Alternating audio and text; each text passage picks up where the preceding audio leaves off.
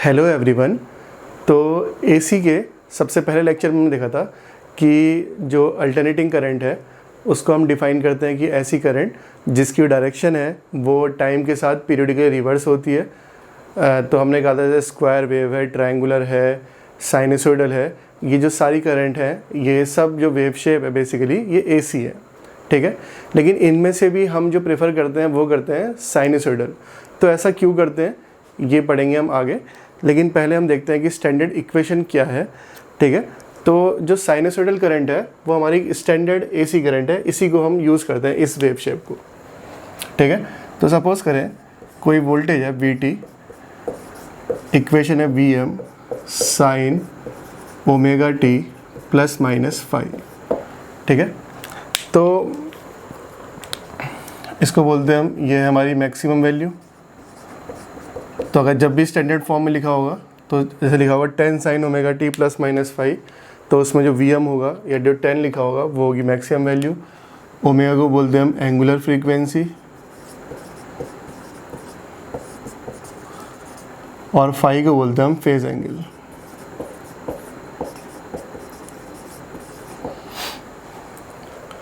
तो अगर हम कुछ पहले बेसिक टर्म डिफाइन कर लेते हैं कि टाइम पीरियड क्या है, फ्रीक्वेंसी क्या है और कुछ इंपॉर्टेंट क्वेश्चन जो एग्जाम में आते हैं, ठीक है।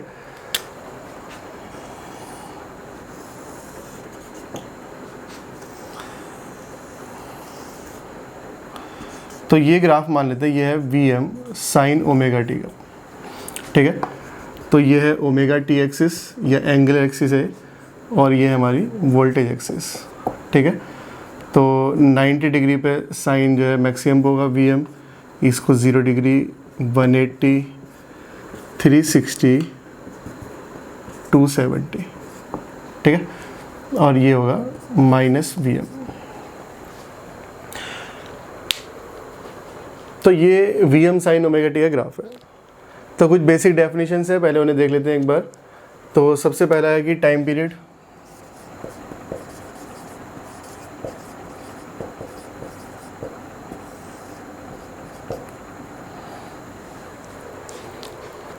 तो टाइम पीरियड है time taken to complete one cycle.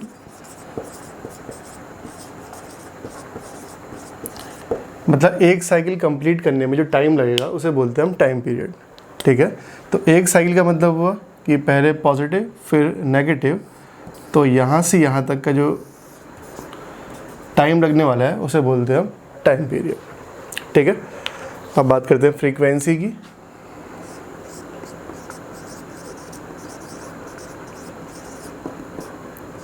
तो फ्रीक्वेंसी होता है नंबर ऑफ साइकिल्स पर सेकेंड।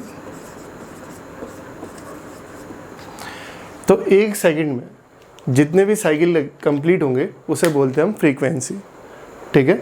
समझते हैं इसका मतलब। तो टाइम पीरियड को रिप्रेजेंट करते हैं हम कैपिटल T से, फ्रीक्वेंसी को रिप्रेजेंट करते हैं F से, टाइम पीरियड की यूनिट है वो है सेकंड।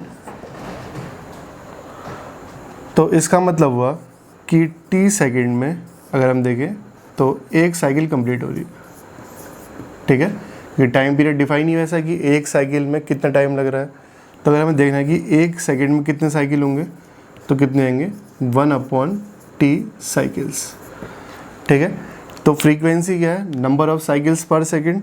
तो एक सेकंड में कितने साइकिल 1/T साइकिल।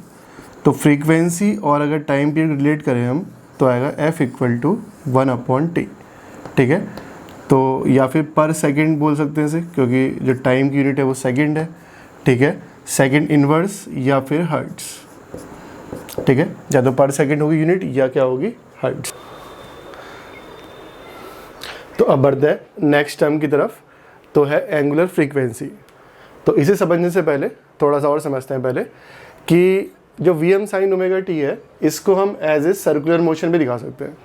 तो होता क्या है कि अगर हम इसे एक सर्कुलर मोशन की फॉर्म में रिप्रेजेंट करें तो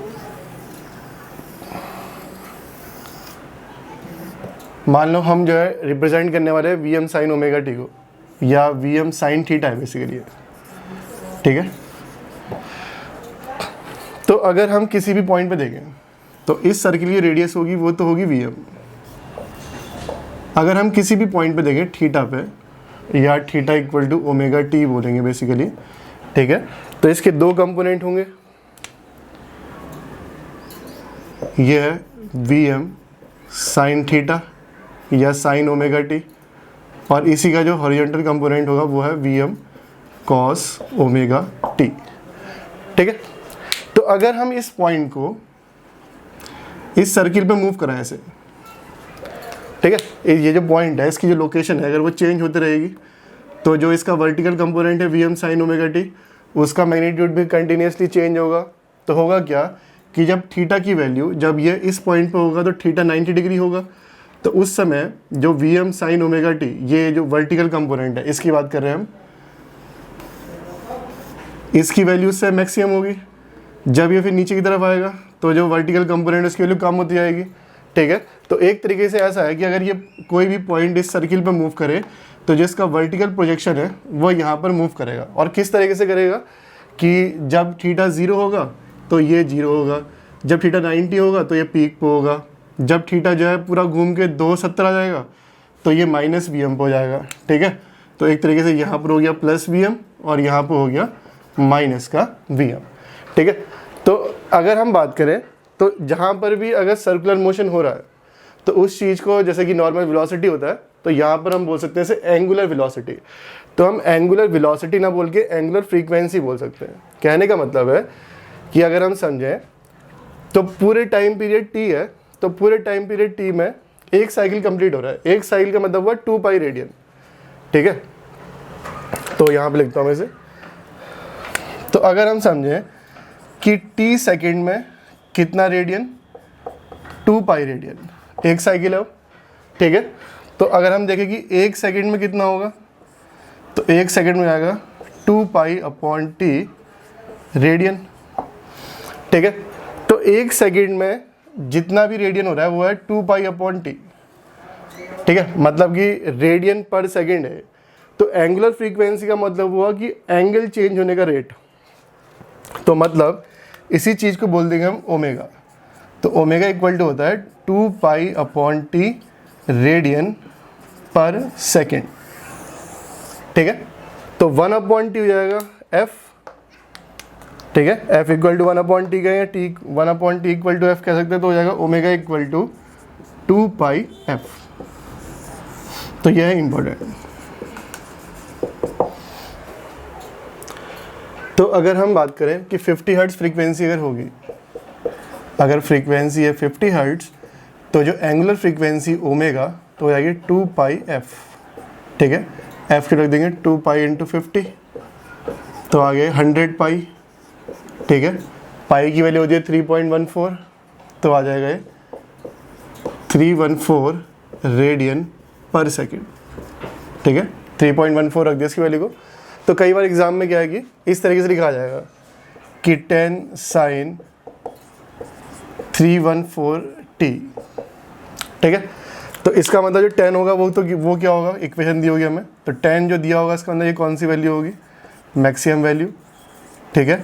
तो 10 साइन ओमेगा टी है, ओमेगा जो है वो क्या है फिलहाल 314, ठीक है।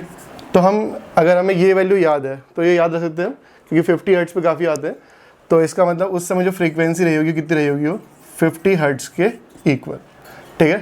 तो अगर ओमेगा दिया होगा तो निकाल सकते हैं 2 पाई एफ इक्वल टू 314 रखे कि कितनी फ्रीक्वेंसी होगी, लेकिन टाइम ही वेस्ट होगा। तो 314 हम याद रख लें, इंपॉर्टेंट है, ज़्यादा दिखता है तो हमें समझ में आ जाएगा अगर ये 314 है तो ये 50 हर्ट्ज होगा, ठीक है। तो इंडिया में जो फ्रीक्वेंसी है स्टैंडर्ड वो है 50 हर्ट्ज, ठीक है। तो इंडिया है, ब्रिटेन है, तो ब्रिटिश जितने भी थे जहाँ ब्रिटिश रहे वहाँ जो फ्रीक्वेंसी है वो कितनी है 50 हर्ट्ज। यूएस वगैरह में 60 हर्ट्ज है, ठीक है। तो 50 हर्ट्ज और जो 60 हर्ट्ज की फ्रीक्वेंसी है यही नॉर्मली हम फॉलो करते हैं, ठीक है। तो ऐसा क्यों है, क्योंकि अगर हम बात करें कि यही 50 हर्ट्ज और 60 हर्ट्ज ही क्यों चूज़ किया हमने, तो पहली बात तो ये है कि अगर फ्रीक्वेंसी हम ज़्यादा चूज़ करेंगे तो अगर आप लोगों ने मशीन पढ़ी हो तो सिंक्रोनस स्पीड का फॉर्मूला था 120 F/P। तो सेम पोल के लिए अगर फ्रीक्वेंसी ज़्यादा होगी तो जो सिंक्रोनस स्पीड होगी वो भी क्या होगी, ज़्यादा। तो जो अल्टरनेटर की जो स्पीड होगी, ठीक है, तो जो स्पीड ऑफ अल्टरनेटर है वो भी क्या आएगी, ज़्यादा। ठीक है, तो अगर फ्रीक्वेंसी हम ज़्यादा अडॉप्ट करेंगे तो जो अल्टरनेटर चाहिए होंगे हमें वो ज़्यादा स्पीड के चाहिए होंगे। ठीक है, तो जो अनइकोनॉमिकल हो जाएगा थोड़ा सा।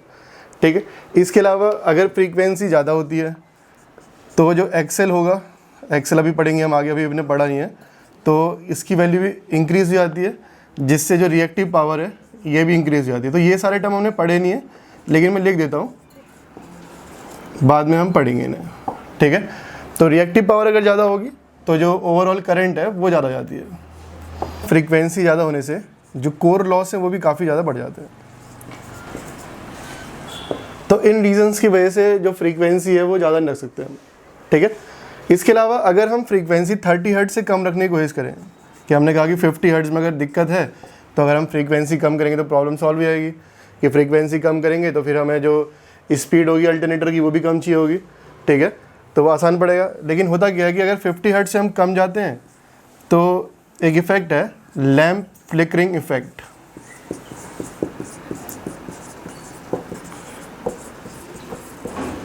तो क्या होता है समझते हैं पहले से। देखो ऐसा होता है कि अगर हम देखें करंट को देखें ध्यान से, तो ये जो करंट है ये कभी ज़ीरो पर है, कहीं मैक्सिमम, फिर कभी ज़ीरो, कहीं मैक्सिमम, कभी ज़ीरो। ठीक है, तो अगर हम देखें कि एक साइकिल में, एक कंप्लीट साइकिल में एक यहाँ पर ज़ीरो है, एक यहाँ पर ज़ीरो है, फिर जो है ये नेक्स्ट साइकिल में काउंट किया गया है ज़ीरो, तो एक साइकिल में 2 बार ज़ीरो है। तो अगर हम बात करें तो जितनी बार करंट ज़ीरो होगी उतनी बार जो पावर है वो भी ज़ीरो होगी। ठीक है, पावर होता है I²R, तो करंट ज़ीरो है तो पावर भी ज़ीरो है। तो अगर होता क्या है कि जो पावर है कभी ज़ीरो, कभी मैक्सिमम, कभी ज़ीरो, कभी मैक्सिमम, इस तरीके से होगी। तो अगर फ्रीक्वेंसी ज़्यादा है तो ये जो ज़ीरो और मैक्सिमम होने का रेट है वो बहुत ज़्यादा होगा। तो जो लैंप है एक्चुअल में होता ये है कि कभी वो उसकी पावर ज़ीरो जाती है, कभी वो मैक्सिमम होता है। ठीक है, तो अगर हम फ्रीक्वेंसी को बहुत कम कर देंगे तो वो जो इफ़ेक्ट है, कभी लैंप ऑफ होगा, कभी ऑन होगा, तो वो जो इफ़ेक्ट है वो सिग्निफिकेंटली हमें दिखाई देगा। तो 30 हर्ट्ज से कम में वो जो लैंप फ्लिकरिंग इफेक्ट है वो हमें दिखाई देने लगता है। ठीक है, तो हमारी 50 हर्ट्ज के लिए जो हमारी आइज़ है वो इतनी सेंसिटिव नहीं है कि वो उस चीज़ को डिटेक्ट कर पाए कि लैंप ग्लो हो रहा है, ऑफ हो रहा है, ऑन हो रहा है, ऑफ हो रहा है, उस चीज़ को डिटेक्ट नहीं कर सकती। ठीक है, तो एक क्वेश्चन एग्जाम में यहाँ से एक चीज़ और आती है कि अगर हम देखें कि जो ज़ीरो है, नंबर ऑफ ज़ीरोस कितने हैं, एक साइकिल में 2 बार ज़ीरो आ रहे हैं। ठीक है, तो एग्जाम में आता कि अगर 50 हर्ट्ज की सप्लाई है तो एक सेकंड में कितने बार जीरो से पास होगी करंट, तो एक सेकंड में कितने साइकिल होंगे, 50 साइकिल्स। तो एक साइकिल में 2 बार ज़ीरो आ रहा है, तो एक सेकंड में कितनी बार ज़ीरो आ जाएंगे, 100 टाइम्स। ये क्वेश्चन भी आते हैं एग्जाम में, छोटे मोटे क्वेश्चन। ठीक है, कि अगर हम बात करें कि 50 हर्ट्ज की सप्लाई है तो एक सेकंड में कितनी बार ज़ीरो से पास होगी करंट, तो 100 टाइम्स ज़ीरो आएगा। इसके अलावा अगर 60 हर्ट्ज होगी तो 60 साइकिल हो जाएगी, तो उस समय 120 टाइम्स आ जाएगा। ठीक है, तो अगर फ्रीक्वेंसी ये जो है अगर ये कम है तो हमें वो जो ज़ीरो है वो हमें सिग्निफिकेंटली दिखाई देगा, मतलब जो लैंप है वो ऑन ऑफ होते हुए दिखाई देगा।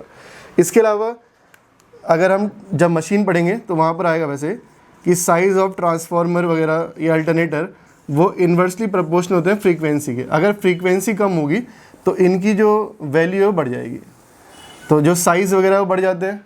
ठीक है, तो जो ट्रांसमिशन की कॉस्ट है वो बढ़ जाती है, तो जो कॉस्ट ऑफ ट्रांसमिशन है वो इंक्रीज हो जाती है। ठीक है, तो फ्रीक्वेंसी कम करेंगे तो ये दिक्कत है, फ्रीक्वेंसी बढ़ाएंगे तो ये दिक्कत है। इसीलिए जो बेस्ट फ्रीक्वेंसी है वो 50-60 हर्ट्ज है। 50 और 60 में कोई खास डिफरेंस नहीं है। ठीक है, इसके अलावा तो ये इम्पोर्टेंट था। इसके अलावा एक एग्ज़ाम में आया था अभी UPCL में कि जो एयरक्राफ्ट वगैरह है, तो एयरक्राफ्ट में जो अल्टरनेटर यूज़ करते हैं हम, उनकी जो फ्रीक्वेंसी होती है वो होती है 400 हर्ट्ज। इंपॉर्टेंट क्वेश्चन है, UPCL में आया था 2017 में कि एयरक्राफ्ट या में जो अल्टरनेटर यूज़ करते हैं उसकी फ्रीक्वेंसी कितनी है, 400 हर्ट्ज। देखिए 400 हर्ट्ज इसलिए है क्योंकि जो एयरक्राफ्ट के जो अल्टरनेटर होते हैं वो होते हैं हाई स्पीड वाले, तो हाई स्पीड अल्टरनेटर यूज़ करते हैं वहाँ पर हम। तो हाई स्पीड अल्टरनेटर का मतलब हुआ कि अगर मैंने कहा कि अगर हमें स्पीड ज़्यादा चाहिए तो जो फ्रीक्वेंसी है वो क्या होनी चाहिए, ज़्यादा। तो वहाँ पर स्पीड ज़्यादा चाहिए हमें, तो हमें जो फ्रीक्वेंसी है वो भी ज़्यादा रखनी पड़ेगी, ठीक। इसके अलावा एक रीज़न और इसका, जैसा मैंने यहाँ पे बताया तुम्हें कि साइज़ ऑफ कोई भी मशीन यहाँ पर अंदर ट्रांसफार्मर भी हो सकता है, ये अल्टरनेटर भी हो सकता है, ये इन्वर्सली प्रोपोर्शनल होती है फ्रीक्वेंसी के। इसका मतलब अगर फ्रीक्वेंसी ज़्यादा होगी तो जो साइज़ ऑफ अल्टरनेटर होगा वो क्या होगा, कम होगा, ठीक है। ये चीज़ हम मशीन में पढ़ेंगे बेसिकली। तो अगर ये कम होगा तो अब एयरक्राफ्ट है, वहाँ पे तो हमें चाहिए कि लाइट वेटेड चीज़ चाहिए, तो साइज़ अगर कम होगा तो जिनका वेट होगा वो भी क्या होगा, कम होगा, ठीक। तो इस रीजन के कारण जो एयरक्राफ्ट वगैरह होते हैं वहाँ पर जो अल्टरनेटर यूज़ करते हैं उनकी जो फ्रीक्वेंसी है वो कितनी रखते हैं हम, 400 हर्ट्ज़, ठीक है। वैसे एक रीज़न और है इसका कि अब एयरक्राफ्ट वगैरह में बहुत सारी डीसी मोटर भी होती हैं, बहुत सारी डीसी मशीन्स भी हम यूज़ करते हैं इसमें। तो अगर फ्रीक्वेंसी ज़्यादा रहती है तो हम क्या करते हैं उसमें एसी को डीसी में कन्वर्ट करेंगे, तो रेक्टिफिकेशन में जो रिपल्स आएंगे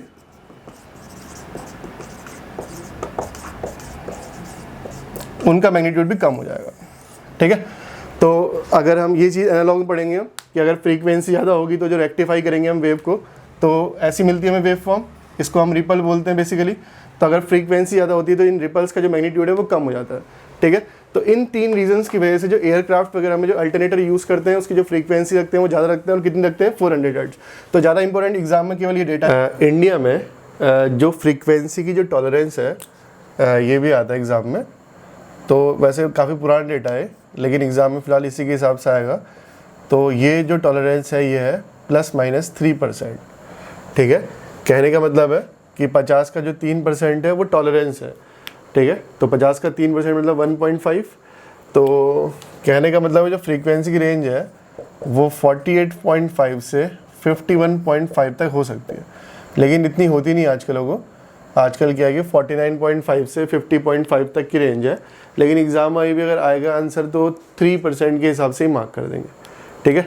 तो ये है फ्रीक्वेंसी में टॉलरेंस। इसके अलावा कुछ क्वेश्चन ऐसे भी आते हैं कि सिंगल फेज़ में रेटेड वोल्टेज कितनी है, 3 फेज़ में कितनी है, तो ये भी इंपॉर्टेंट है डेटाबेस क्वेश्चन। तो सिंगल फेज़ में है 230 वोल्ट 50 हर्ट्ज़, ठीक है। और 3 फेज़ में है 400 वोल्ट, ठीक है। कई बार हम 440 वोल्ट या 240 वोल्ट ऐसा मार्क करते हैं। तो ये डेटा इंपॉर्टेंट है, एग्ज़ाम में आते हैं और एरर होने के चांसेस काफ़ी रहते हैं, क्योंकि जो अगर गूगल करेंगे आप तो बहुत अलग अलग आंसर दिखाई देंगे, लेकिन जो सही चीज़ है वो यही है कि फ़िलहाल जो स्टैंडर्ड ऑफ इंडिया ने अडॉप्ट कर लिया वो है 230 वोल्ट सिंगल फेज़ में, और 3 फेज़ में वो हो जाएगा 400 वोल्ट, ठीक है। तो ये जो है फ़िलहाल RMS वैल्यू होती है, एक बात का ध्यान रखेंगे, ठीक है। तो 230 वोल्ट RMS है, साइन वेव है, तो मैक्सिमम जो होगा वो 230√2 तक जाएगा, ठीक। ये भी इंपॉर्टेंट है।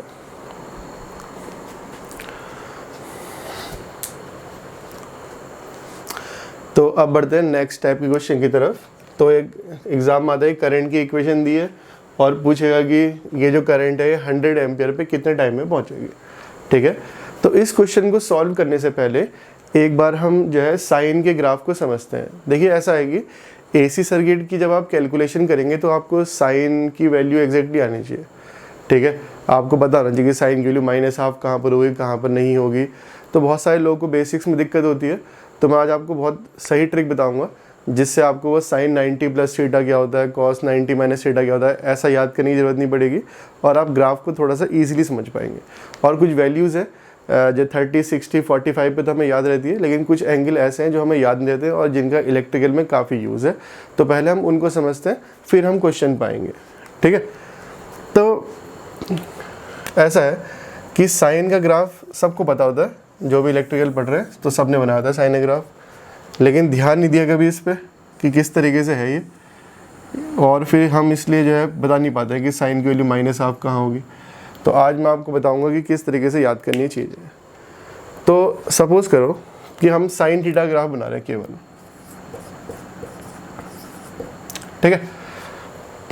तो ये है थीटा और जो ग्राफ है वो है साइन थीटा का, ठीक है। तो हमें इतना सबको याद रहता है कि 0 डिग्री पे साइन की वैल्यू 0 होती है, ठीक है। यहाँ बना देता हूँ थीटा और साइन थीटा। तो 0 डिग्री पे साइन की वैल्यू होती है 0, 30 डिग्री पे भी याद रहती है हमें 1/2 या 0.5, ठीक है। 60 डिग्री पे हो जाती है, सॉरी 45 पे हो जाती है 1/√2, 1/√2 सॉल्व करेंगे आएगा 0.707। 60 डिग्री पे हो जाती है √3/2, तो हो जाएगा ये 0.866, और 90 डिग्री पे हो जाती है 1, ठीक है। ये कुछ एंगल है जो मैक्सिमम लोग को याद रहते हैं, लेकिन अगर हमसे पूछ ले कि साइन 120 कितना होगा, साइन 150 कितना होगा, साइन 210 कितना होगा, तो हमें अक्सर दिक्कत होती है। और अगर आपको प्रॉब्लम है तो आप AC भले ही कितने कॉन्सेप्ट सीख ले, लेकिन हर बार आप न्यूमेरिकल में फंस जाएंगे, ठीक है। तो पहले वो दिक्कत दूर करते हैं। तो हमें दिख रहा है कि साइन की जो वैल्यू जैसे जैसे एंगल बढ़ रहा है वैसे वैसे जो वैल्यू भी बढ़ रही है, इसलिए साइन ग्राफ ऐसा है, ठीक है। तो 90 डिग्री पे जो साइन उनकी वैल्यू होगी वो 1 होगी, ठीक है।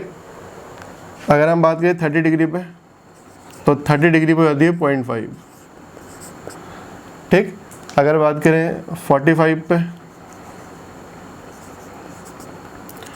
तो आती है 0.707। अगर बात करें 60 पे तो आती है 0.866, ठीक है। तो हमें दिख रहा है ग्राफ बढ़ रहा है, तो जैसे एंगल इंक्रीज हो रहा है वैसे वैसे जो वैल्यू है वो भी इंक्रीज हो रही है, ठीक। तो इस ग्राफ में अगर हम एक चीज़ नोटिस कर ले तो फिर हमें कभी वो साइन 90 प्लस थीटा जैसे फॉर्मूला याद करने की जरूरत नहीं पड़ेगी। तो अगर हम देखें ये जो ग्राफ है जैसा इधर की तरफ है वैसा इधर की तरफ है, ठीक है। जैसा इधर है सेम वैसा इधर भी है। तो इसमें हमें बस ये चीज़ नोटिस करनी है, इस पूरे ग्राफ में अगर हम 0 से जाएंगे तो पहले 30 डिग्री पे 0.5 हो जाएगी वैल्यू। अगर हम पीक से जाएंगे तो पहले 30 डिग्री पर 0.866 होगा।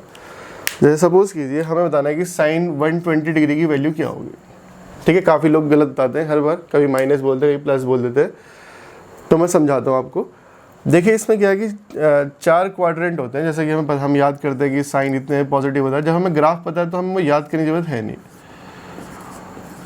देखिए 4 क्वाड्रेंट का मतलब होता है कि पूरे 360 डिग्री को हमने 4 पार्ट में डिवाइड किया हुआ है, ठीक है।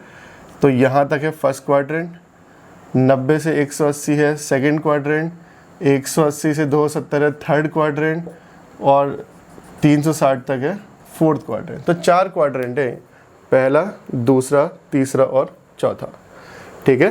तो अगर हमसे कहे कि साइन 120 की वैल्यू क्या होगी, तो जैसा आपने कहा कि अगर हम यहाँ से 30 जाएँ या यहाँ से 30 जाए वैल्यू बराबर है, क्योंकि 120 जो आएगा वो कहाँ पर आएगा 90 से 30 डिग्री इधर, ठीक है। तो याद नहीं रखना, तो हमें पता है कि 90 से हम 30 इधर जाएँ या 30 इधर जाए, तो हमें पता है साइन 60 वैल्यू याद रहती है हमें, ठीक है। तो यहाँ पर जो वैल्यू आ जाएगी कितनी आ जाएगी 0.866 के बराबर ही, ठीक है। √3/2 आ जाएगी मतलब, ठीक है। तो इसमें हमें रटना नहीं पड़ा कि साइन 90 प्लस थीटा या 90 प्लस थीटा कॉस थीटा होता है, ऐसा याद करने की जरूरत नहीं है।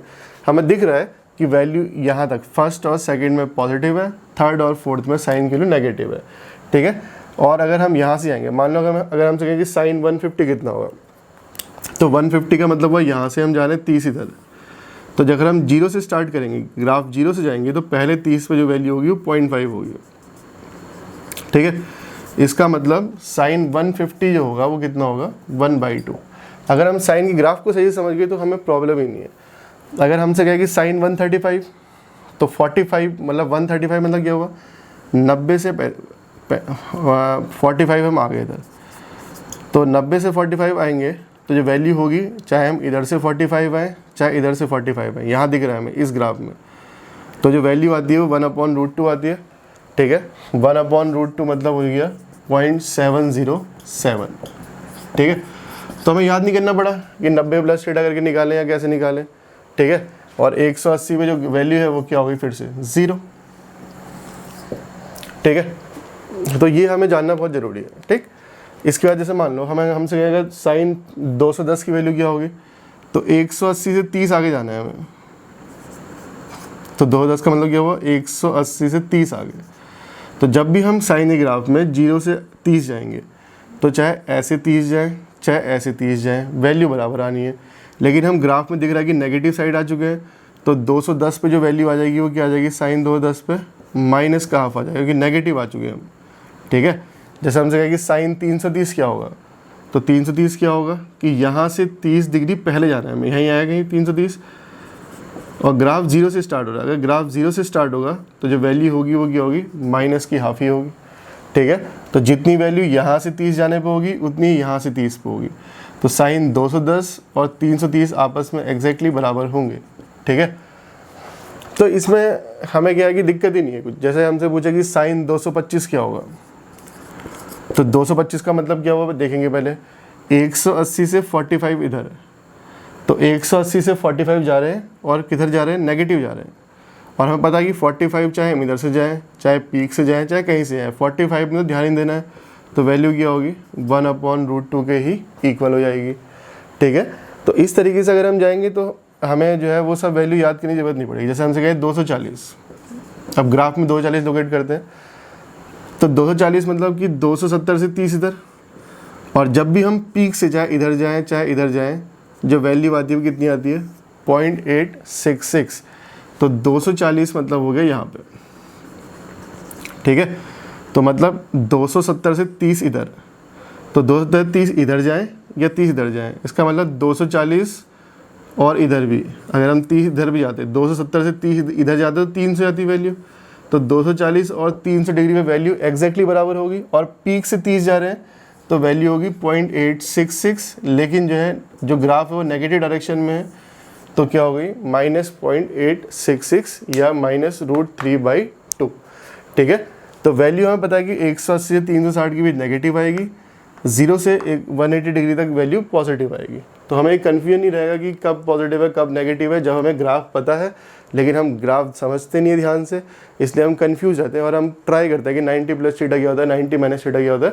तो वैसे नहीं करना है, ये बहुत सही तरीका है। इससे अगर हम जाएंगे तो ग्राफ को समझ भी पा रहे हैं बेटर तरीके से, और वैल्यू याद करने की जरूरत भी नहीं है। अगर आपने एक बार इसकी प्रैक्टिस कर ली तो एग्जाम में कभी कन्फ्यूजन भी नहीं होगा आपको। ठीक है,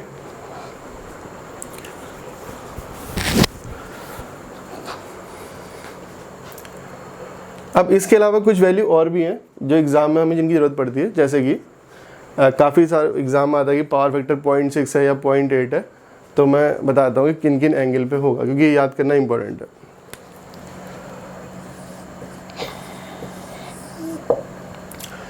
देखो 0.6 जो साइन की वैल्यू है, यहाँ देखते हैं ग्राफ में, 0.5 है 30 पे और 45 है 0.707। तो जो 0.6 है वो 30 और 45 के बीच में ही होगा। ठीक है, तो याद रखना है हमें, ये जो साइन की वैल्यू 0.6 होती है वो होती है 36.9 डिग्री पे।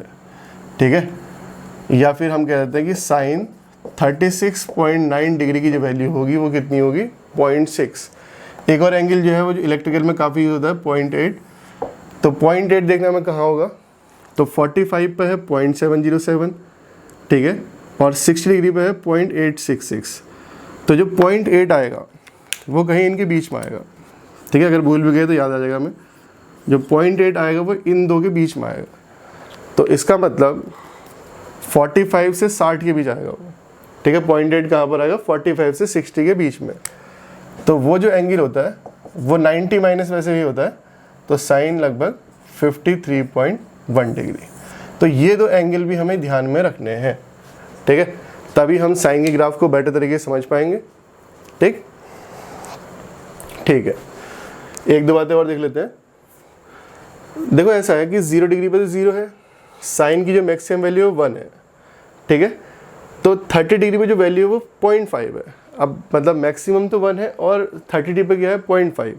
इसका मतलब हुआ कि यहाँ पर जो वैल्यू है वो 50% है मैक्सिमम वैल्यू का। मैक्सिमम वैल्यू अगर 1 है तो उसका 50% है 30 डिग्री पे। 45 डिग्री पर है ये 70.7%, और यहाँ पर है 60 डिग्री पर है 86.6%, और 1 पर है मतलब 100%, जो भी पीक वैल्यू होगी उसका 100%। ठीक है, तो इसका मतलब 30 डिग्री अगर होगा साइन पे तो वो अपनी मैक्सिमम वैल्यू का 50% होगा, 45 पे मैक्सिमम का 70.7% होगा, 60 पे होगा मैक्सिमम का 86.6%। ठीक है, तो ऐसे ही एक बार कॉस के ग्राफ को भी समझ लेते हैं और फिर इस क्वेश्चन को करेंगे। तो जिनको साइन कॉस में दिक्कत होती है तो एक बार इसको देख लें तरीके को। तो करना कुछ नहीं है, इसमें बहुत आसान है। अगर पीक से 30 इधर जाएं तो वैल्यू बराबर आएगी। इसका ना 60, 90 से 30 इधर 60 पे और 90 से 30 इधर 120 पे, दोनों पे जो वैल्यू होगी वो एकदम बराबर होगी। ऐसे ही यहाँ से 30 जाएँ, यहाँ से 30 जाएँ, वैल्यू बराबर आने में 30 डिग्री और 150 डिग्री पर साइन की जो वैल्यू होगी वो इक्वल होंगी। ठीक है, और पॉजिटिव है तो 0 से 180 साइन पॉजिटिव है, 180 से 360 डिग्री नेगेटिव है। ठीक है, तो एक बार जो है कॉस को भी देख लेते हैं, उसके बाद हम क्वेश्चंस पे आ जाएंगे।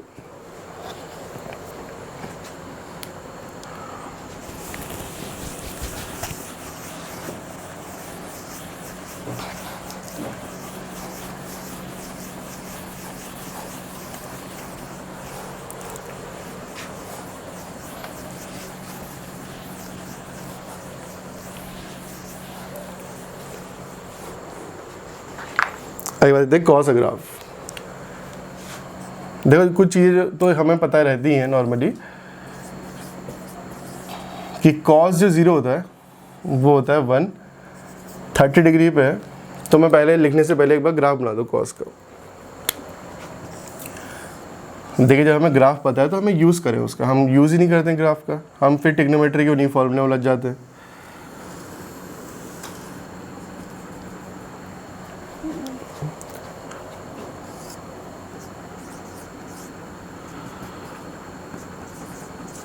ये हो गया 270 और ये हो गया 360। ठीक है, तो 4 क्वाड्रेंट हो गए इसमें। ये एक तरीके से हो गया फर्स्ट क्वाड्रेंट, ये हो गया सेकंड, ये थर्ड, ये फोर्थ। ठीक है, ये क्या हो गया फर्स्ट, ये हो गया सेकंड, ये हो गया थर्ड और ये हो गया फोर्थ क्वाड्रेंट। ठीक है, तो दिख रहा है हमें ग्राफ से ही कि जो कॉस है वो फर्स्ट और फोर्थ क्वाड्रेंट में पॉजिटिव है और सेकंड और थर्ड में नेगेटिव है। तो हमें वो सब याद करने की ज़रूरत है ही नहीं, साइन कॉस की वैल्यू, क्योंकि इंपॉर्टेंट है हमारे इलेक्ट्रिकल के लिए। तो जैसा कि साइन ग्राफ है कॉस ग्राफ बिल्कुल सेम है। ठीक है, जैसा साइन में था बिल्कुल वैसा ही ग्राफ कॉस में भी होगा। तो जैसा साइन में था कि अगर हम पीक से 30 जाएंगे तो वैल्यू 0.866 होगी या √3/2 होगी। तो यहाँ है 30, यहाँ पे। तो अगर हम यहाँ पे वैल्यू 1 है तो यहाँ से 30 जाएंगे तो पीक से 30 जाने पे से वहाँ पे था तो वैल्यू होती है √3/2 या कितना 0.866 या 86.6%। ठीक है, 45 चाहे कहीं से चले आओ, यहाँ से चले जाओ, यहाँ से चले जाओ, वैल्यू जो आनी है 1/√2 आनी है।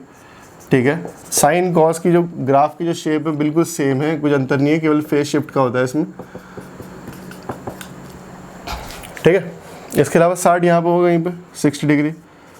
तो यहाँ से 30 जाए तो यहाँ से 30 जाना है, मैं यहाँ से 30 जाना है। देखिए तो साइन में भी क्या होता है कि यहाँ से 30 जाते हैं तो वैल्यू क्या होती है 0.5।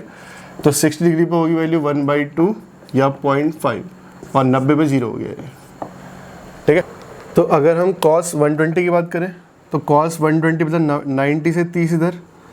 ठीक है, तो मैंने कहा कि 0 से 30 इधर जाए या इधर जाए, एक ही बात। अगर एक बार यहाँ पे वैल्यू 0 है तो 30 डिग्री चाहे यहाँ चले जाए हम, 30 जाए यहाँ चले जाए, वैल्यू सेम आनी है। ठीक है, बस अंतर इतना है कि नेगेटिव साइड में जा रहा है तो माइनस का आ जाएगा। ठीक, तो यहाँ से 30 cos 60 पता रहता है हमें, तो cos 60 कितना है 0.5। तो 30 इधर जाए हम चाहे 30 इधर चले जाएँ तो 120 आ गया।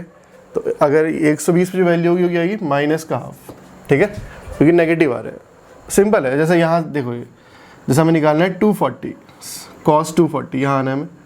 तो 240 मतलब हुआ 270 से 30 इधर। तो हम 0 से ग्राफ में वैल्यू 0 है, यहाँ से 30 जा रहे इधर, तो जो वैल्यू आएगी वो क्या आएगी ½ ठीक है, यहाँ से 30 जाए, यहाँ से 30 जाए, इवन यहाँ से 30 जाए तब भी वैल्यू ½ ही आ रही है। मतलब यहाँ से 30 मतलब कितना 300। तो 300 पे भी वैल्यू क्या आएगी प्लस का ½ आ जाएगी, बस डिफरेंस इतना होगा। ठीक है, अब जैसे हमें 150 पे निकालनी है तो 150 मतलब 180 पे है वैल्यू, पीक पे है यहाँ पर -1, तो 150 यहाँ कहीं आएगा तो यहाँ से 30 जाने पर पीक से जब वैल्यू 1 से 30 है, 1 की क्लोज वैल्यू देखनी है हमें, तो 150 पे जो वैल्यू आएगी तो वो आएगी √3/2। ठीक है, यहाँ से 30 जाएंगे तो हाफ, यहाँ से 30 जाएंगे तो √3/2, बस माइनस का अंतर आ जाएगा इतना। तो 150 वैल्यू होगी माइनस √3/2। ठीक है, जैसे यहाँ से, अब यहाँ से भी 30 जाएंगे तब भी सेम है, मतलब जैसे मान लो यहाँ से 30 कितना हुआ 210, तो यहाँ से 30 बराबर, तो यहाँ पे वैल्यू कितनी है √3/2। तो इसका मतलब cos 210 की वैल्यू भी क्या होगी माइनस √3/2। ठीक है, तो सिंपल तरीका है वैल्यूज़ याद करने का कि यहाँ से 30 जाएंगे, 0 से 30 जाएंगे तो आएगा 1/2, पीक से 30 जाएंगे तो आएगी वैल्यू यहाँ से पीक कहीं से भी, तो वो आएगी √3/2 के बराबर। इसके अलावा 2 एंगल और याद करने हमें कि वैल्यू कहाँ पर 0.6 होगी और कहाँ पर 0.8 होगी, क्योंकि ये जो पावर फैक्टर है हमें दिए रहते हैं। तो 0.6 ग्राफ में देखते हैं कहाँ पर आएगा, तो यहाँ पर है, देखिए यहाँ पे वैल्यू है 0.866, यहाँ है 0.707 और यहाँ है 0.5, तो 0.6 यहाँ कहीं पर आ रहा है। तो 0.6 जो होगा वो होता है cos, देखिए 45 से 60 के बीच ही आएगा ये। ठीक है, तो 45 से 60 के बीच मतलब cos 53.1 पे होता है। ठीक, और 0.8 थोड़ा ऊपर है तो जाएगा cos 36.9 पे, यहाँ पे कहीं पे। ठीक है, यहाँ आएगा 0.8। तो ये जो वैल्यूज़ है ये हमें याद रखनी है। ठीक है, क्योंकि ये दिया रहता है एग्ज़ाम में और काफ़ी बार एसी में यूज़ होने वाला है। तो ये थे साइन कॉस की वैल्यूज़ के बारे में, जिन लोगों को पहले से आती थी बहुत बढ़िया। ग्राफ अगर आपको आता है पहले से तो बहुत क्लियर हो जाएगा, आपको एरर होने के चांसेस इस मेथड में बहुत कम है एक बार अगर ग्राफ क्लियर है आपको। ठीक है, तो जैसे कि एक बार देख लें, यहाँ पर 360 पे वैल्यू पीक पे है, तो 330 यहाँ कहीं होगा, तो पीक से 30 पे जाएंगे तो √3/2 प्लस का हो जाएगा, क्योंकि प्लस में ग्राफ में दिख रहा है हमें। ठीक है, तो cos 330 कितना हो गया प्लस का √3/2। 45 पे जाएंगे तो 1/√2। तो ग्राफ अगर एक बार समझ में आ गया, साइन कॉस ग्राफ एकदम सिमिलर ही है। ठीक है, तो ये तो साइन कॉस की वैल्यू के बारे में। अब हम आए थे क्वेश्चन पे, क्वेश्चन दिए और पूछा है कि जिसकी वैल्यू है वो 100 एम्पियर कब हो जाएगी। तो ये 200 साइन थीटा ग्राफ है एक तरीके से। ठीक है, तो थीटा मतलब 100πt, ओमेगा इंटू टी। ठीक है, ये हो गया ओमेगा, ये हो गया टी, तो साइन थीटा है। तो हमें देखना है कि इसकी जो वैल्यू है वो 100 एम्पियर कब होगी। ठीक है, तो ग्राफ हम समझ चुके हैं कि 200 साइन, तो ऐसा होगा इसका 90 डिग्री में पीक पे होगा वैसे। ठीक है, और जो पीक वैल्यू है वो कितनी है इसकी 200 के बराबर। ठीक है, 100 एम्पियर यहाँ कहीं पर होगा। तो ये जानना चाह रहा है कि इसकी जो वैल्यू है वो 100 एम्पियर यहाँ से लेकर यहाँ तक पहुँचने में जो टाइम लगेगा वो कितना लगेगा। ठीक है, अब एंगल तो पता है हमें, मैंने जब लिखवाया था मैंने कहा था कि 30 डिग्री पे साइन 30 होता है 0.5 या 50%। तो ये 100 जो है वो 200 का 50% है, मैक्सिमम का 50% 30 डिग्री एंगल होगा। ऐसे भी कर सकते हैं, या फिर वैसे ऐसे लिख लें से कि 200 साइन 100πt इक्वल टू हो जाएगा 100 के इक्वल। तो यहाँ से आ गया साइन 100πt इक्वल टू, ये इधर आ जाएगा 1/2, तो 100πt इक्वल हो गया साइन इनवर्स ऑफ हाफ। ठीक है, तो मतलब साइन की जो वैल्यू है 1/2 कितने एंगल पे होती है, तो होती है 30 डिग्री पे। 30 डिग्री को अगर पाई की फॉर्म में लिखें, रेडियन की फॉर्म में लिखें तो आ जाएगा π/6। ठीक है, तो t इक्वल टू आ गया, यहाँ से देखो 100πt इक्वल टू आ चुका है π/6 के इक्वल। पाई से पाई कैंसिल हो गया, तो t इक्वल टू आ गया 1/600 सेकेंड। ठीक है, तो इस तरीके से सॉल्व करना है। ठीक, तो मतलब यहाँ से यहाँ जाने पे 1/600 का टाइम लगेगा। या फिर अगर क्वेश्चन में ऐसा होता कि -100 तक पहुँचने में कितना टाइम लगेगा, सपोज ऐसा होता कि अगर क्वेश्चन में ऐसा होता कि -100 एम्पियर तक पहुँचने में कितना टाइम लगेगा। ठीक है, तो उस केस में क्या करते हैं हम, -100 एम्पियर यहाँ कहीं आएगा। भाई देखें यहाँ तक तो पॉजिटिव है ग्राफ, माइनस यहाँ कहीं आएगा। ठीक है, तो उस केस में लिखते हैं कि 200 साइन 100πt इक्वल टू -100। ठीक है, तो यहाँ से आता है sine 100 pi T equal to minus का हाफ, ठीक है। तो 100 pi T equal to sine inverse half minus half हो गया, ठीक है। या फिर आ जाता है 100 pi T equal to sine inverse minus half. तो हमें देखना है कि माइनस हाफ कहाँ पर होगी वैल्यू। तो हम ग्राफ बना चुके हैं साइन का, तो माइनस हाफ जो है यहाँ कहीं होगा, ठीक है। यहाँ पर होती वैल्यू 180, तो माइनस हाफ मतलब कि यहाँ से अगर हम 30 जाएंगे तो वैल्यू नेगेटिव होगी, ठीक है। तो मतलब 210 है, ठीक है। तो मतलब 210 को अगर हम रेडियन में चेंज करेंगे तो pi plus pi by 6 7 pi by 6 आ जाएगा। तो 100 pi T equal to 7 pi by 6, ठीक है। तो यहाँ से टी निकालना है हमें, पाई से पाई कैंसिल हो गया, तो टी इक्वल टू आ गया 7/600 सेकेंड। तो इस तरीके से इस टाइप के जो क्वेश्चन है एग्जाम में आ जाता है और one of the important question है। और इसमें बस हमें ये याद होना चाहिए कि साइन के लिए माइनस हाफ कहाँ पर है, प्लस हाफ कहाँ पर है। तो मैं समझा चुका हूँ कि एंगल इंपॉर्टेंट है, नेगेटिव जाएंगे तो इसका 180 से इधर है, पॉजिटिव का इधर होगा। तो ये ग्राफ समझा चुका हूँ मैं, एक बार इस तरीके से समझेंगे तो दिक्कत नहीं आएगी। डिग्री से रेडियन कन्वर्जन में भी दिक्कत होती है, ठीक है। तो मैं बेसिक से स्टार्ट कर रहा हूँ, तो मैं उसको भी समझा देता हूँ, ठीक है। तो ये याद रखना हमें कि जो पाई रेडियन होता है वो होता है 180 डिग्री, ठीक है। ये हमें पता होता है। 2 पाई होता है, 2 पाई रेडियन होता है, वो हो जाएगा 360 डिग्री, ठीक है। तो ये बारे में हमें पता होता है। तो ऐसा समझ लें कि अगर 180 डिग्री में होंगे पाई रेडियन, तो 1 डिग्री में कितना होगा, पाई अपॉन 180 रेडियन, ठीक है। सपोज करो हमें थीटा डिग्री पे निकालना है, तो आएगा ये पाई अपॉन 180 इंटू थीटा। तो ये पूरा जो कन्वर्ट आएगा किसमें आएगा, रेडियन में। तो थीटा जो है रखना पड़ेगा हमें डिग्री में, ठीक है। अगर हम थीटा की डिग्री में रखें यहाँ पे तो रेडियन में कन्वर्ट आएगा। इसका मतलब रेडियन टू डिग्री कन्वर्जन का जो फॉर्मूला है वो ये है कि रेडियन इक्वल टू आएगा pi into by 180 into degree, ठीक है। तो जैसा हमने पिछले क्वेश्चन में कन्वर्ट किया था कि 210 डिग्री को रेडियन में, ठीक है। तो रेडियन में अगर कन्वर्ट करना है 210 डिग्री को, तो पाई बाई 180 इंटू 210, ठीक है।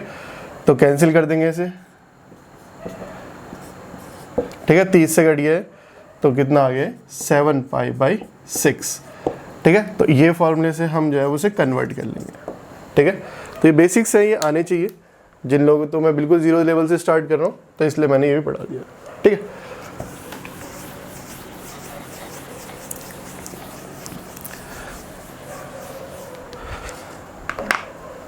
अब जब हमने AC की इक्वेशन लिखी थी स्टैंडर्ड, तो मैंने कहा था कि VT इक्वल टू होता है VM sine omega T plus minus phi, और कहा था कि जो फाई होता है ये होता है फेज एंगल। तो बाकी सारे टर्म तो हम डिफाइन कर चुके हैं कि मैक्सिमम वैल्यू क्या होती है, ओमेगा क्या होता है, फ्रीक्वेंसी क्या होती है, ठीक है। फेज एंगल हमने डिफाइन नहीं किया, तो जरा फेज एंगल को डिफाइन करते हैं, ठीक है। सपोज करो हमें ऐसा लिखा हुआ है कि 10 साइन ओमेगा टी प्लस 45 का ग्राफ हमें ड्रॉ करना है, ठीक है। तो जरा समझते हैं।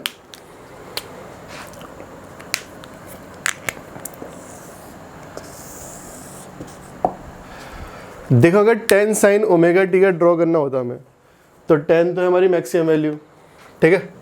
तो पहले मैं 10 साइन ओमेगा टी का ड्रॉ करता हूँ।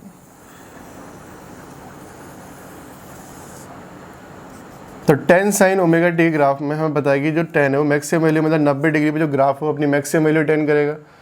तो ये जो ग्राफ है फिलहाल ये है 10 साइन ओमेगा टी का, लेकिन हमें ड्रॉ करना है 10 साइन ओमेगा टी प्लस 45।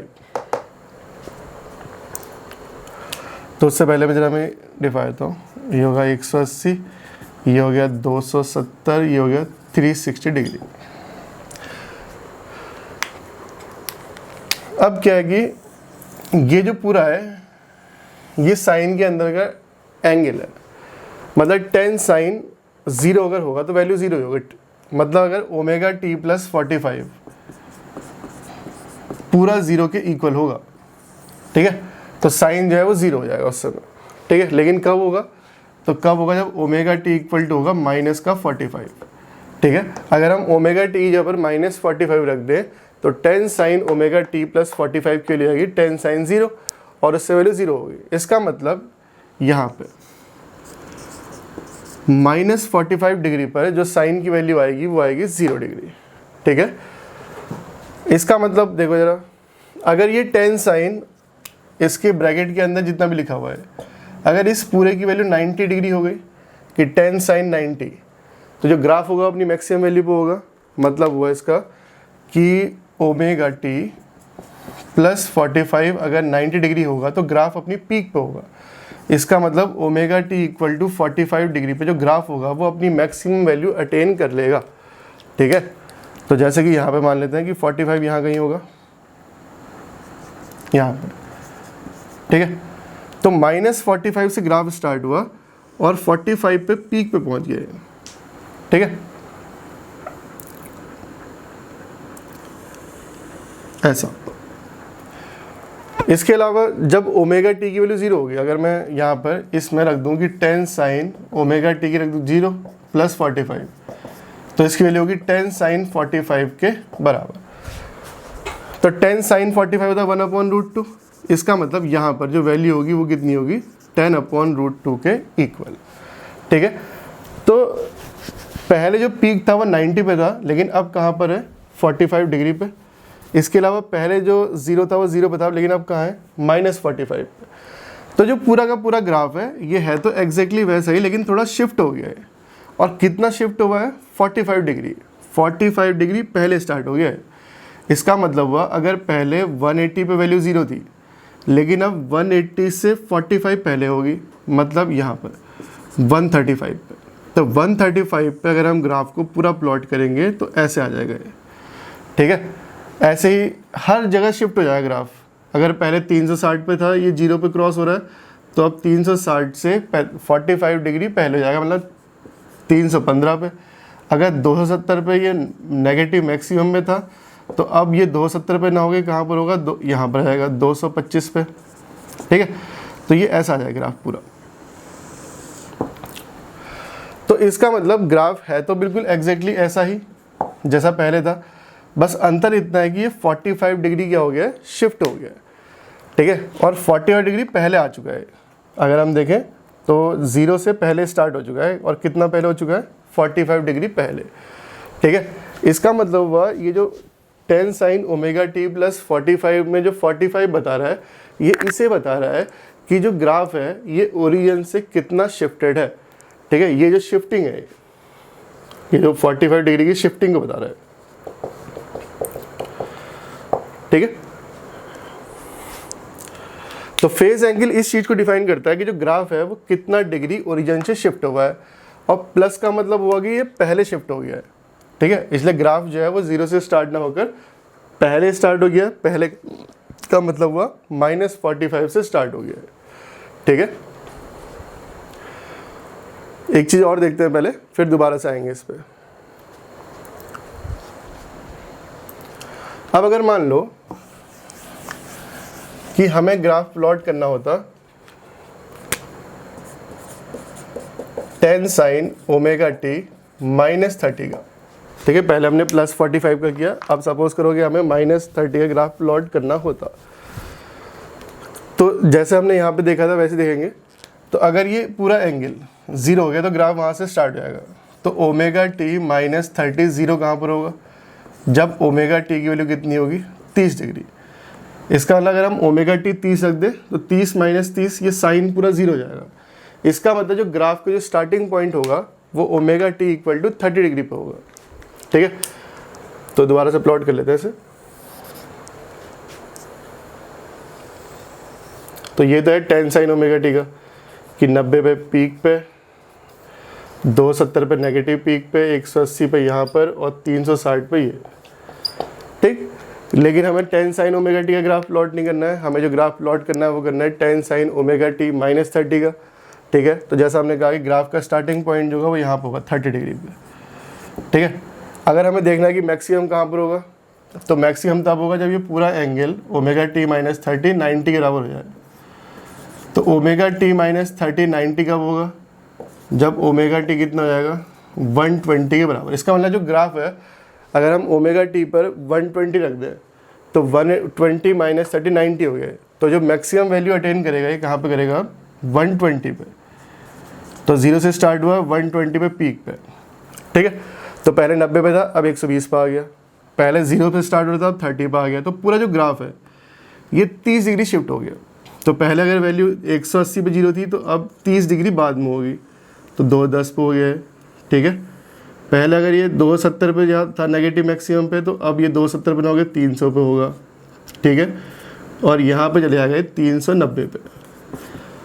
तो पूरा जो ग्राफ है ये थोड़ा सा आगे शिफ्ट हो गया इधर की तरफ, राइट डायरेक्शन में शिफ्ट हो चुका है। और कितना डिग्री शिफ्ट हुआ है, 30 डिग्री शिफ्ट हो गया है, ठीक है। तो जो ये 10 sign omega T plus minus 5 लिखा हुआ है, ये इस चीज़ को बताता है कि जो ग्राफ है वो ओरिजिन से कितना शिफ्ट हुआ है, ठीक है। तो अगर प्लस का 45 होगा तो ग्राफ पहले स्टार्ट हो जाएगा, मतलब लेफ्ट शिफ्टिंग बोलते हैं इसे। अगर माइनस का 30 है तो राइट शिफ्टिंग आएगा। तो प्लस में लेफ्ट शिफ्टिंग, माइनस में राइट शिफ्ट। तो फेज़ एंगल से हम एक चीज़ और बताते हैं कि जो ग्राफ है, जो वेव फॉर्म है या जो करंट है, वोल्टेज है, कुछ भी दे देगा ये, तो वो जो है लीड कर रहा है या लैग कर रहा है, ऐसा, ठीक है। तो सपोज करते हैं कि तीन चीज़ें, हमने यहाँ पर तीन ग्राफ ड्रॉ किए हैं। जो मैंने ब्लू से दिखाया है वो है हमारा, इसको मैं ए बोल देता हूँ, ये है मान लो 10 साइन ओमेगा टी, ठीक है। हमने यहाँ पर ग्राफ बी दिखाया है, ये वाला, इसको बोल देते हैं 10 साइन ओमेगा टी प्लस 45। एक ग्राफ और दिखाया हमने, ये वाला, इसको बोलते हैं हम 10 साइन ओमेगा टी माइनस 30, ठीक है। अब ये करंट हो सकती है, वोल्टेज हो सकती है, एग्जाम में दिया होगा ऐसा कुछ भी। फिलहाल अगर हम देखें, अगर हमें बताना है कि कौन सा लीड कर रहा है या लैग कर रहा है, इस तरह के कॉन्सेप्ट पे आते हैं, ठीक है। तो अगर हम देखें लीड या लैग बताने के लिए कि कौन आगे है या कौन पीछे है, तो हमें दो चीज़ें चाहिए, दो ग्राफ चाहिए, ठीक है। अकेले होगा तो नहीं कहेंगे कि लीड कर रहा है या लैग कर रहा है, ठीक है। किससे लीड कर रहा है, किससे राइट कर रहा है, उसके लिए कंपैरिजन है। तो कंपैरिजन का मतलब हमें कम से कम दो वेव फॉर्म पता होनी चाहिए कि इन दो वेव फॉर्म में कंपैरिजन है कि इससे लीड कर रहा है या क्या कर रहा है, ठीक है। तो जैसे कि ये दो है, तो ये है ए और ये वाला है बी। तो अगर हम ध्यान से समझें तो ये जो मैक्सिमम पर है ये पहले आ चुका है, ज़ीरो भी, जो ग्राफ है वो भी पहले स्टार्ट हो चुका है, ठीक है। तो ये वाला जो ग्राफ है बी ग्राफ, ये ए से पहले चल रहा है, मतलब ये पीक पे पहले पहुंच रहा है, ये बाद में पहुंच रहा है। ये 0 पे पहले पहुंच रहा है, ए वाला इसके बाद पहुंच रहा है। इसका क्या मतलब हुआ, इसका मतलब हुआ कि जैसा बी कर रहा है वैसा ही ए कर रहा है, लेकिन कुछ टाइम के बाद। इसका मतलब जो बी है वो इससे आगे है, ठीक है। इसका मतलब हुआ कि बी लीड्स ए, कि बी लीड कर रहा है ए से, और कितना डिग्री कर रहा है, 45 डिग्री, ठीक है। यही तो मतलब हुआ इसका कि अगर हम देखें ग्राफ में तो ये 45 डिग्री पहले स्टार्ट हो चुका है। इसकी पीक वैल्यू भी 45 पहले है, 0 भी 45 पहले है, हर जगह 45 पहले हो चुका है, ठीक है। या फिर ऐसे कह सकते हैं कि अगर हम ये कह पा रहे हैं कि बी ए से आगे है, तो इसका उल्टा भी ठीक है। इसका अपोजिट क्या है कि ए लैग्स बी बाय 45 डिग्री। ये दोनों ही स्टेटमेंट ठीक है, ठीक है। या हम कहें कि बी ए से आगे है या ए बी के पीछे, दोनों बातें ठीक है, ठीक है। यहाँ अगर देखें यहाँ कौन आ गया, तो यहाँ भी ऐसे ही बोल सकते हैं। दिखाया है यह ए और ये वाला जो ग्राफ था ये था सी का, ठीक है। तो हम ये कह सकते हैं कि ए लीड्स सी बाय 30 डिग्री, ठीक है। तो ए 30 डिग्री आगे है सी से, या फिर ऐसे ही बोल सकते हैं कि सी पीछे है तो सी लैग्स ए बाय 30 डिग्री। तो ये दोनों ही स्टेटमेंट ठीक है, ठीक है। इसके अलावा अगर हम देखें ये तीन चीज़ें हैं, तो अगर मान लो हमें कंपेरिजन बताना है बी और सी में, कि हमने कहा कि बी और सी में देखना है, ठीक है। तो बी यहाँ से स्टार्ट हुआ है और सी यहाँ से हुआ है 30 डिग्री से, तो आगे तो बी है, ठीक है। तो ऐसा बोल सकते हैं कि बी लीड्स C बाई, तो हम ये तो चल गया पता हमें कि B सबसे आगे है, फिर A है और फिर C है, ठीक है। सबसे आगे कौन सा है B, फिर कौन सा है A और फिर कौन सा है C। तो हमें B और C में देखना कि B लीड तो कर रहा है C से, लेकिन कितना कर रहा है। अभी देखिए ये हो रहा है -45 से स्टार्ट और ये हो रहा है 30 डिग्री से स्टार्ट। जो C ग्राफ है वो 30 से हो रहा है, तो 30 और -45 अगर हम देखें कि ओवरऑल एंगल कितना है, तो ये 45, ये 30 यहाँ होगा, तो जो डिफरेंस आएगा वो पूरा 75 डिग्री आ जाएगा। तो B leads C by 75 degree या by an angle of 75 degree. तो इसका मतलब अब ज़रूरी नहीं है कि हमें हर बार वेव फॉर्म ही ड्रॉ करना पड़े, तो हम ऐसे बोल देंगे कि अगर यहाँ पर पॉजिटिव है इसका मतलब लीड कर रहा है और माइनस का मतलब लैग कर रहा है, ठीक है, फिलहाल के लिए। तो पॉजिटिव मतलब हो जाता है लीड और नेगेटिव मतलब हो जाएगा लैग, ठीक है। एक क्वेश्चन और करते हैं, फिर क्लियरली समझ में आ जाएगा हमें।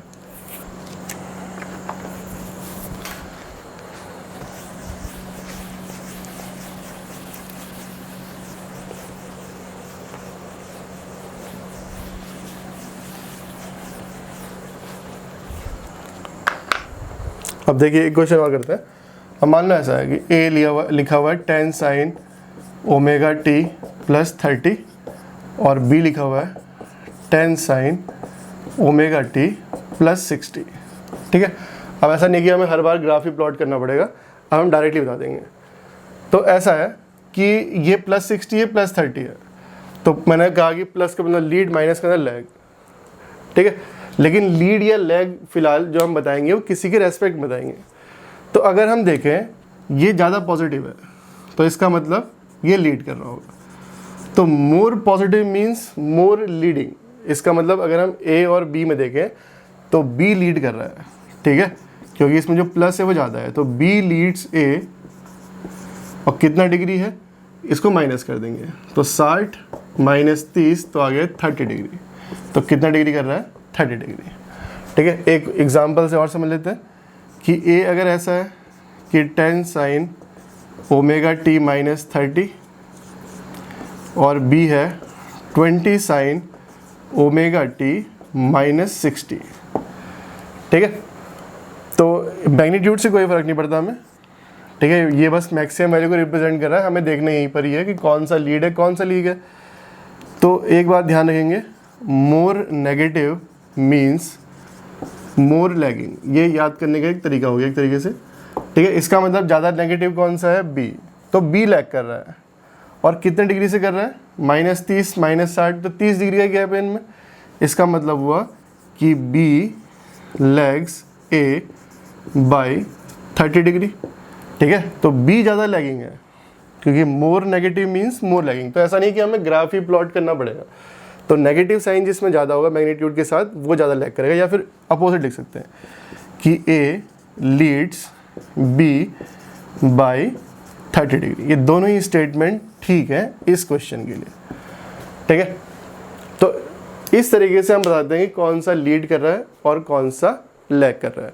तो आज के लेक्चर में हम देखा कि जो बेसिक टर्म्स है जैसे फ्रीक्वेंसी है, टाइम पीरियड है, तो इन सब को हमने डिफाइन किया और फेज एंगल डिफाइन किया, साइन कॉस की वैल्यू निकालना सीखा, ठीक है। ये जो बेसिक्स हैं अगर ये आपके सही नहीं होंगे तो चाहे आप कितने ही बड़े कॉन्सेप्ट पढ़ लें, आप हमेशा ही जो है क्वेश्चन करने में मिस्टेक कर देंगे, ठीक है। तो इन क्वेश्चंस को ध्यान से करें।